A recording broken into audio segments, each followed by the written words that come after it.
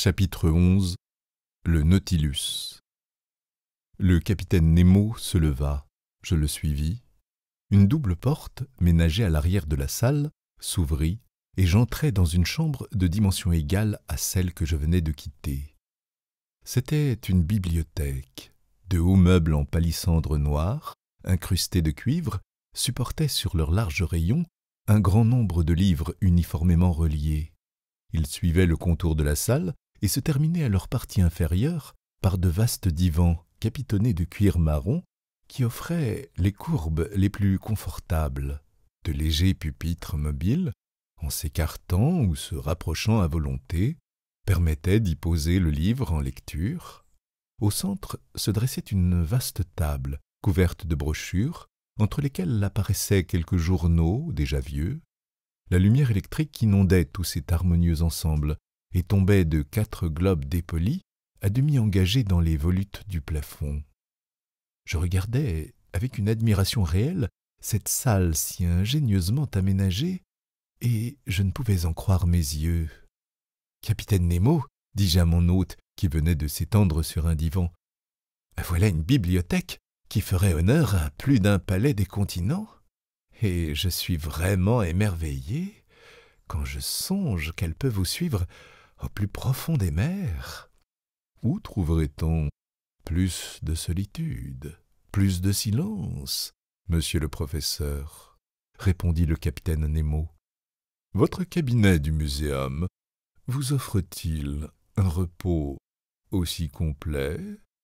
Non, monsieur, et je dois ajouter qu'il est bien pauvre auprès du vôtre.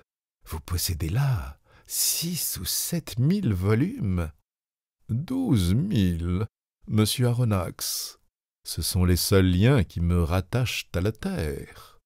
Mais le monde a fini pour moi le jour où mon Nautilus s'est plongé pour la première fois sous les eaux. Ce jour-là, j'ai acheté mes derniers volumes, mes dernières brochures, mes derniers journaux, et depuis lors, je veux croire que l'humanité n'a plus ni pensé ni écrit. Ces livres, monsieur le professeur, sont d'ailleurs à votre disposition, et vous pourrez en user librement. » Je remerciai le capitaine Nemo, et je m'approchai des rayons de la bibliothèque. Livres de science, de morale et de littérature, écrits en toutes langues, y abondaient, mais je ne vis pas un seul ouvrage d'économie politique. Il semblait être sévèrement proscrit du bord. Détail curieux, tous ces livres étaient indistinctement classés, en quelque langue qu'ils fussent écrits, et ce mélange prouvait que le capitaine du Nautilus devait lire couramment les volumes que sa main prenait au hasard. Parmi ces ouvrages, je remarquai les chefs-d'œuvre des maîtres anciens et modernes, c'est-à-dire tout ce que l'humanité a produit de plus beau dans l'histoire, la poésie, le roman et la science, depuis Homère jusqu'à Victor Hugo, depuis Xénophon jusqu'à Michelet, depuis Rabelais jusqu'à Madame Sand. Mais la science, plus particulièrement, faisait les frais de cette bibliothèque. Les livres de mécanique, de balistique, d'hydrographie, de météorologie, de géographie, de géologie, etc., y tenaient une place non moins importante que les ouvrages d'histoire naturelle, et je compris qu'ils formaient la principale étude du capitaine. Je vis là tout le Humboldt, tout l'Arago, les travaux de Foucault, d'Henri Sainte-Claire-Deville, de Chasles, de Milne-Edwards, de Quatrefages, de Tyndall, de Faraday, de Berthelot, de l'abbé Secchi, de Petermann, du commandant Maury, d'Agassi, etc. Les mémoires de l'Académie des sciences, les bulletins des diverses sociétés de géographie, etc. Et, en bon rang, les 2 volumes qui m'avaient peut-être valu cet accueil relativement charitable du capitaine Nemo. Parmi les œuvres de Joseph Bertrand, son livre intitulé « Les fondateurs de l'astronomie » me donna même une date certaine, et comme je savais qu'il avait paru dans le courant de 1865, je pus en conclure que l'installation du Nautilus ne remontait pas à une époque postérieure. Ainsi donc, depuis 3 ans au plus, Le capitaine Nemo avait commencé son existence sous-marine. J'espérais d'ailleurs que des ouvrages plus récents encore me permettraient de fixer exactement cette époque. Mais j'avais le temps de faire cette recherche, et je ne voulus pas retarder davantage notre promenade à travers les merveilles du Nautilus. « Monsieur, dis-je au capitaine, je vous remercie d'avoir mis cette bibliothèque à ma disposition. Il y a là des trésors de science, et j'en profiterai. » « Cette salle n'est pas seulement une bibliothèque, dit le capitaine Nemo.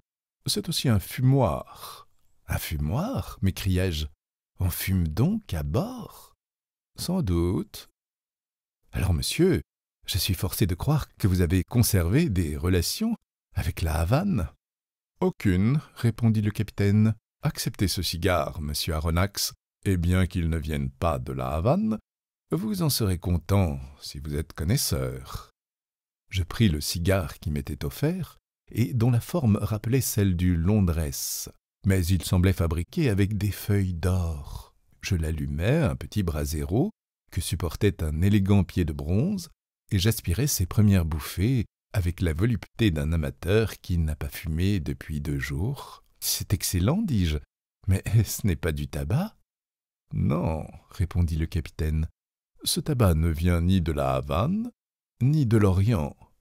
C'est une sorte d'algue, riche en nicotine, que la mer me fournit, non sans quelque parcimonie. Regrettez-vous les Londrès, monsieur ? Capitaine, je les méprise à partir de ce jour. Fumez donc à votre fantaisie, et sans discuter l'origine de ces cigares. Aucune régie ne les a contrôlés, mais ils n'en sont pas moins bons, j'imagine. Au contraire. À ce moment, le capitaine Nemo ouvrit une porte qui faisait face à celle par laquelle j'étais entré dans la bibliothèque, et je passai dans un salon immense et splendidement éclairé. C'était un vaste quadrilatère, à pans coupés, long de 10 mètres, large de 6, haut de 5, un plafond lumineux, décoré de légères arabesques, distribuait un jour clair et doux sur toutes les merveilles entassées dans ce musée. Car c'était réellement un musée dans lequel une main intelligente et prodigue avait réuni tous les trésors de la nature et de l'art, avec ce pêle-mêle artiste qui distingue un atelier de peintre. Une trentaine de tableaux de maîtres, à cadres uniformes, séparés par d'étincelantes panoplies, ornaient les parois tendues de tapisserie d'un dessin sévère.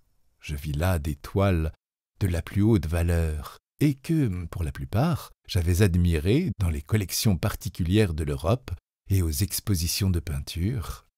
Les diverses écoles des maîtres anciens étaient représentées par une Madone de Raphaël, une Vierge de Léonard de Vinci, une nymphe du Corrège, une femme du Titien, une Adoration de Véronèse, une Assomption de Murillo, un portrait d'Holbein, un moine de Velázquez, un martyr de Ribeira, une kermesse de Rubens, 2 paysages flamands de Téniers, 3 petits tableaux de genre de Gérard Dow, de Metsu, de Paul Potter, 2 toiles de Géricault et de Prudhon, quelques marines de Bakhuyzen et de Vernet. Parmi les œuvres de la peinture moderne apparaissaient des tableaux signés Delacroix, Ingres, Decamps, Troyon, Meissonnier, Daubigny, etc., et quelques admirables réductions de statues de marbre ou de bronze, d'après les plus beaux modèles de l'Antiquité, se dressaient sur leurs piédestaux dans les angles de ce magnifique musée. Cet état de stupéfaction que m'avait prédit le commandant du Nautilus commençait déjà à s'emparer de mon esprit. « Monsieur le professeur, dit alors cet homme étrange, vous excuserez le sans-gêne avec lequel je vous reçois, et le désordre qui règne dans ce salon. »« Monsieur, répondis-je, sans chercher à savoir qui vous êtes, m'est-il permis de reconnaître en vous un artiste ?»« Un amateur, tout au plus, monsieur. J'aimais autrefois à collectionner ces belles œuvres créées par la main de l'homme. J'étais un chercheur avide, un fureteur infatigable. J'ai pu réunir quelques objets d'un haut prix. Ce sont mes derniers souvenirs de cette terre qui est morte pour moi. À mes yeux, vos artistes modernes ne sont déjà plus que des anciens. Ils ont 2 ou 3 000 ans d'existence, et je les confonds dans mon esprit. Les maîtres n'ont pas d'âge. Et ces musiciens, dis-je, en montrant des partitions de Weber, de Rossini, de Mozart, de Beethoven, d'Haydn, de Meyerbeer, d'Herold, de Wagner, d'Auber, de Gounod et nombre d'autres, éparses sur un piano-orgue de grand modèle qui occupait un des panneaux du salon. Ces musiciens, me répondit le capitaine Nemo, ce sont des contemporains d'Orphée, car les différences chronologiques s'effacent dans la mémoire des morts. Et je suis mort, monsieur le professeur, aussi bien mort que ceux de vos amis qui reposent à 6 pieds sous terre. Le capitaine Nemo se tut et sembla perdu dans une rêverie profonde. Je le considérais avec une vive émotion, analysant en silence les étrangetés de sa physionomie. Accoudé sur l'angle d'une précieuse table de mosaïque, il ne me voyait plus, il oubliait ma présence. Je respectais ce recueillement et je continuais de passer en revue les curiosités qui enrichissaient ce salon. Auprès des œuvres de l'art, les raretés naturelles tenaient une place très importante. Elles consistaient principalement en plantes, en coquilles et autres productions de l'océan qui devaient être les trouvailles personnelles du capitaine Nemo. Au milieu du salon, un jet d'eau, électriquement éclairé, retombait dans une vasque faite d'une seule tridacne. Cette coquille, fournie par le plus grand des mollusques acéphales, mesurait sur ses bords, délicatement festonnés, une circonférence de 6 mètres environ. Elle dépassait donc en grandeur ces belles tridacnes qui furent données à François Ier par la République de Venise et dont l'église Saint-Sulpice à Paris a fait 2 bénitiers gigantesques. Autour de cette vasque, sous d'élégantes vitrines fixées par des armatures de cuivre, étaient classés et étiquetés les plus précieux produits de la mer qui eussent jamais été livrés au regard d'un naturaliste. On conçoit ma joie de professeur. L'embranchement des zoophytes offrait de très curieux spécimens de ces 2 groupes des polypes et des échinodermes. Dans le premier groupe, des tubipores, des gorgones disposées en éventail, des éponges douces de Syrie, des isistes des Moluques, des pénatules, une virgulaire admirable des mers de Norvège, des ombellulaires variés, des alcyonnaires, toute une série de ces madrépores que mon maître, Milne Edwards, a si sagacement classés en sections, et parmi lesquels je remarquais d'adorables flabellines, des oculines de l'île Bourbon, le char de Neptune des Antilles, de superbes variétés de coraux, enfin toutes les espèces de ces curieux polypiers dont l'assemblage forme des îles entières qui deviendront un jour des continents. Dans les échinodermes, remarquables par leur enveloppe épineuse, les astéries, les étoiles de mer, les pentacrines, les comatules, les astérophons, les oursins, les holoturies, etc., représentaient la collection complète des individus de ce groupe. Un conchyliologue, un peu nerveux, se serait pâmé, certainement, devant d'autres vitrines plus nombreuses où étaient classés les échantillons de l'embranchement des mollusques. Je vis là une collection d'une valeur inestimable et que le temps me manquerait à décrire tout entière. Parmi ces produits, je citerai, pour mémoire seulement, l'élégant marteau royal de l'océan Indien, dont les régulières taches blanches ressortaient vivement sur un fond rouge et brun, un spondyle impérial aux vives couleurs, tout hérissé d'épines, rare spécimen dans les muséums européens, et dont j'estimais la valeur à 20 000 francs, un marteau commun de la mer de la Nouvelle-Hollande, qu'on se procure difficilement, des buccardes exotiques du Sénégal, fragiles coquilles blanches à double valve qu'un souffle eût dissipées comme une bulle de savon, plusieurs variétés des arrosoirs de Java, sortes de tubes calcaires bordés de replis foliacés et très disputés par les amateurs, toute une série de troques, les uns jaunes verdâtres, pêchés dans les mers d'Amérique, les autres d'un brun roux amis des eaux de la Nouvelle-Hollande, ceux-ci venus du golfe du Mexique et remarquables par leurs coquilles imbriquées,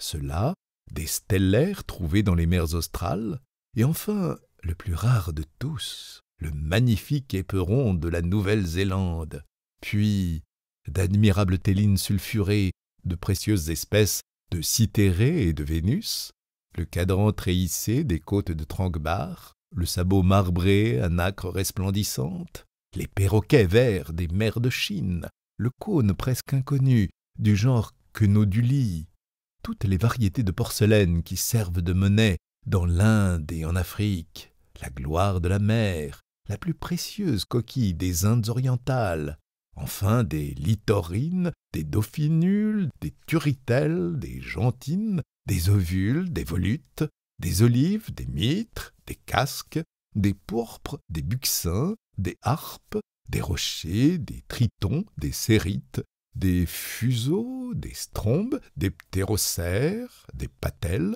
des hyales, des cléodores, coquillages délicats et fragiles que la science a baptisés de ses noms les plus charmants. À part et dans des compartiments spéciaux se déroulaient des chapelets de perles de la plus grande beauté, que la lumière électrique piquait de pointes de feu, des perles roses, arrachées aux pines marines de la mer Rouge, des perles vertes de l'haliotide d'iris, des perles jaunes, bleues, noires, curieux produits des diverses mollusques de tous les océans et de certaines moules des cours d'eau du Nord. Enfin, plusieurs échantillons d'un prix inappréciable qui avaient été distillés par les pintadines les plus rares. Quelques-unes de ces perles surpassaient en grosseur un œuf de pigeon. Elles valaient, et au-delà, celles que le voyageur tavernier vendit 3 millions au chat de Perse, et primait cette autre perle de l'imam de Mascate que je croyais sans rival au monde. Ainsi donc, chiffrer la valeur de cette collection était, pour ainsi dire, impossible. Le capitaine Nemo avait dû dépenser des millions pour acquérir ces échantillons divers, et je me demandais à quelle source il puisait pour satisfaire ainsi ses fantaisies de collectionneur, quand je fus interrompu par ces mots. « Vous examinez mes coquilles, monsieur le professeur. En effet, elles peuvent intéresser un naturaliste, mais pour moi, elles ont un charme de plus, car je les ai toutes recueillies de ma main, et n'est pas une mer du globe qui est échappée à mes recherches. Je comprends, capitaine, je comprends cette joie de se promener au milieu de telles richesses. Vous êtes de ceux qui ont fait eux-mêmes leurs trésors. Aucun muséum de l'Europe ne possède une semblable collection des produits de l'océan. Mais si j'épuise mon admiration pour elles, que me restera-t-il pour le navire qui les porte? Je ne veux point pénétrer des secrets qui sont les vôtres.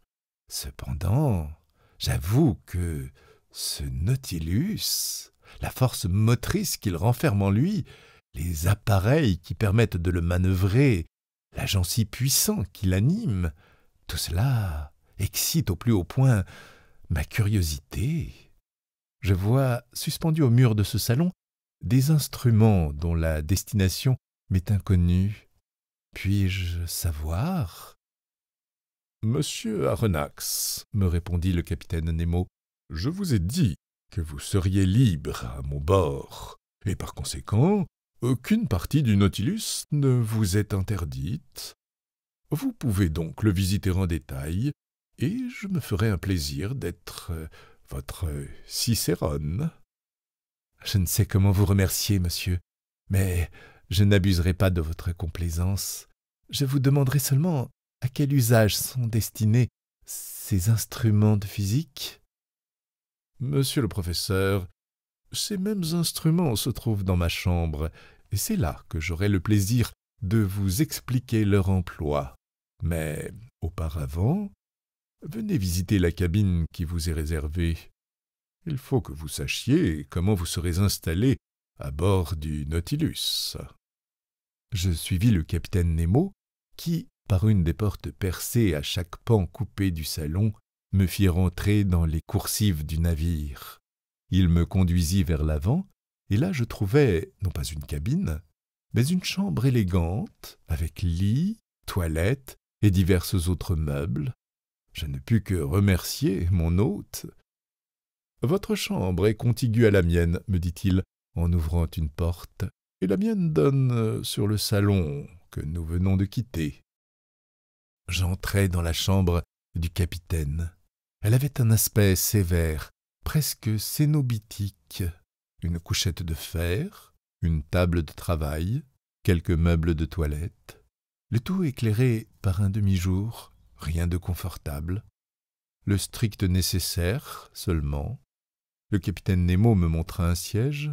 « Veuillez vous asseoir, me dit-il. » Je m'assis, et il prit la parole en ces termes. «